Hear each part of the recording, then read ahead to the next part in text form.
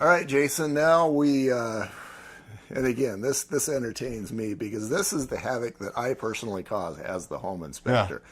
You know, maybe in the case yesterday, the inspection I did, you had a gas fireplace that didn't have a glass cover plate. So I had to explain that that's great until you don't have the flue open, or maybe the flue gets blocked or whatever, and then the carbon monoxide that should leave the flue instead goes into the house and everybody dies.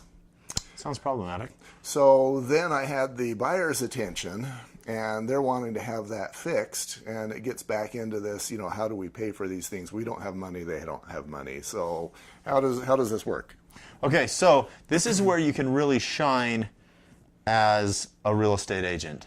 And you may want to toot your own horn when you're shining because not everybody sees it, but they will see when you screw this up. So the negotiation happens as kindly and formally as you can without going on the purchase contract, because this is negotiations. This is what goes wrong, right? So I get a purchase contract, and then it says everything's listed out fine. Addendum 1, sellers will replace roof.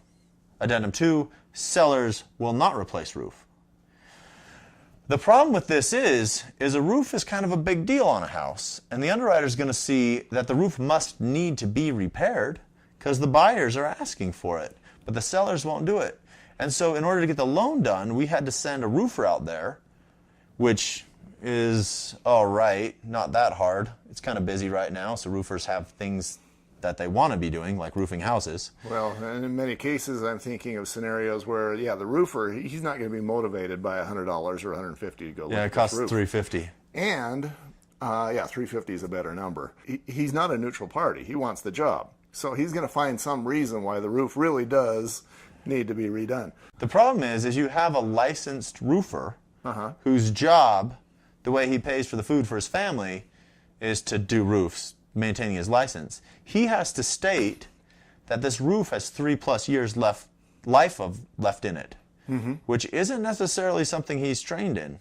Like, he can tell if shingles are bad, like these are bad, and he can say that these are good, but it becomes more difficult to say these will last 3 years, and so he becomes liable. And who wants to provide that certification for any Right. amount of money? You know, and you could say, as obviously your south and west well, obviously to a home inspector, your south and west facing slopes are going to be more damaged. Maybe you've got a swamp cooler that's causing problems. Maybe you've got ice dams that are causing problems. So there may be 1% of the roof that is causing, you know, that needs to be addressed, where the rest of it is fine for another 10 years. But yeah, I'm thinking that any inspector or any roofer is, you know, if there's any part of that that's not okay for 3 years. They have a hard time saying it. Yeah, so I guess what you're saying is the fix for all of this drama is don't put it in the addendum. You just have the conversation, and then once the conversation is figured out, then you start writing addendums. Right. Well, we went back to the buyers and we said, why did you ask for the roof to be done when it didn't need to be done? And they said, well, we didn't want to pay that much for the house, and we wanted a good negotiating tool. We wanted $3,000 less. We figured a roof repair would cost about that, so they were just trying to knock down the price by $3,000. Boy, I don't know too many roofs that can be redone for $3,000, and so they just wanted a reduction. So they said, we want a reduction to fix X, and they didn't even care what X was. Right, they just threw something in there. The other interesting thing I had was a radon issue. So the buyers wanted the home checked. They made their laundry list of requested repairs on an addendum, sent it over to the seller. Seller said, yeah, we'll fix all these besides the radon issue. The reality was is there was no radon issue. The sellers had already done a test. There was no radon issue to correct, but that had to be clarified in another addendum and then supported by a radon test to show that the kids weren't going to get sick in the basement. Yeah, again, so they're just saying we want a discount, and we're going to pull some random thing out of the air that's not a problem as our justification for wanting a discount. Well, they wanted to make sure it was okay. They didn't know that it already was. So the thing to do, my favorite thing, you can do it however you want, is the buyer's agent will send an email to the agent working with the sellers and say, these are the things we want repaired. How much are you willing to do? And then he'll talk to the sellers, he'll email back to the buyer's agent, and you can work it out. These are the repairs that they're okay doing. At that point, put an in an addendum and go through it, get the repairs done. You'll have another addendum saying the repairs are done, and we can proceed. Yeah, and that is something that I often see is many experienced agents will do their communication either through telephone or through email or through any means other than addendums. Having 7 or 8 addendums is, it's just a pain in the butt. Yeah, yeah. So the other thing to know is that the lender's going to want verification that the repair was done by the party that required the repair and that it was done sufficient to the request. So there's other repairs that aren't required by an addendum, that are required by an appraiser. Okay, so the appraiser shows up, and I love it when appraisers start being home inspectors. That's my favorite. But so the appraiser shows up and he says, okay, we've got cracked linoleum. I'm going to require that it be repaired.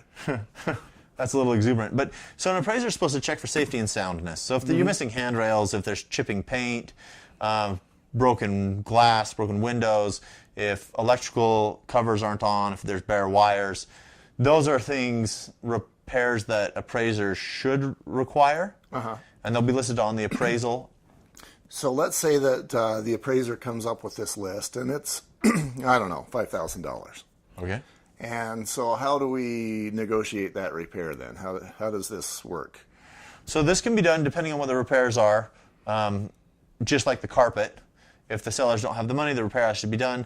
Most lenders will allow for repairs to be done prior to closing, prior to funding, sorry. So you can get the loan documents out, you can go to title, you can sign everything, and then before the loan funds, we need verification that those repairs are done. So if the appraiser requires the repairs, the appraiser needs to say they're done.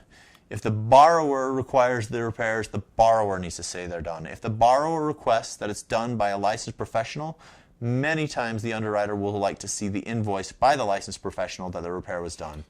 But again, I'm thinking we've got 2 or 3 or 4 days between signing and closing for these things to happen. And let's say that, for example, maybe we need to go clear through the electrical system. Maybe we've got an ungrounded system where we've got fuses instead of breakers and a 60 amp, main where it should be at least 100, maybe 150, whatever. That's not going to be something that could possibly be done in a few days. So how does that work? There's other things. Work closely with your lender and your buyer and seller in these instances. Those repairs could be significant enough for a reduction in the home purchase price. And if that needs to happen, what you do is you say the purchase price will be $248 instead of $250. You don't say in the addendum the purchase price is going to be $2,000 less because the electrical system is horrible and it's not grounded out.